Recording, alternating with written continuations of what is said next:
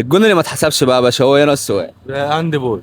لا بما يرضي الله، انا شايفك زعلان، يبقى نتكلم بما يرضي والله الله. مش زعلان يا صاحبي.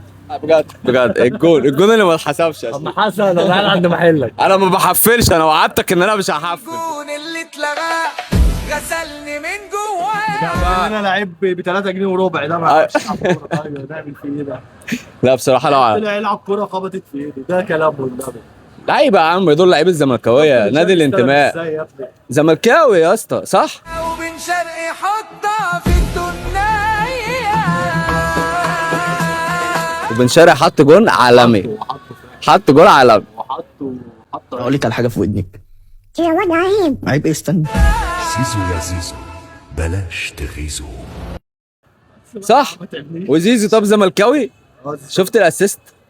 زيزو اسيست. ما ينفعش ايه بطوطه. بس كده انا وعدتك ان انا مش هحفل. ابو علي جوه زملكاوي برضه، ممكن نخش ننكشه. بص زملكاوي هو اصلا. مبروك ابو علي، انت زملكاوي صح؟ لا اسمع. معلاوي. تسمع اللي بالزملكاوي؟ لا يعني ما لا تشجعش الزمالك دلوقتي؟ دلوقتي ما ربنا يكرمك. حركه جامده قوي. الاهلي بيخاف يخش اسماعيليه بقى بسبب الجمهور الاسماعيلي. مانجا العويس مانجا العويس.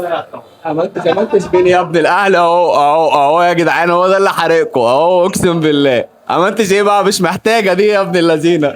قال لك اسماعيلاوي يا ابن اللذينه. ابو علي حبيبي ابو علي. حازم زملكاوي برضه يا جدعان اهو. ده بقى من الزملكاويه اللي ايه بيستخبوا، عارف انت اللي هو ايه، مش عايز يطلع. النهارده المنطقه كلها معايا في حلقه يا جدعان، انا مش بحفل.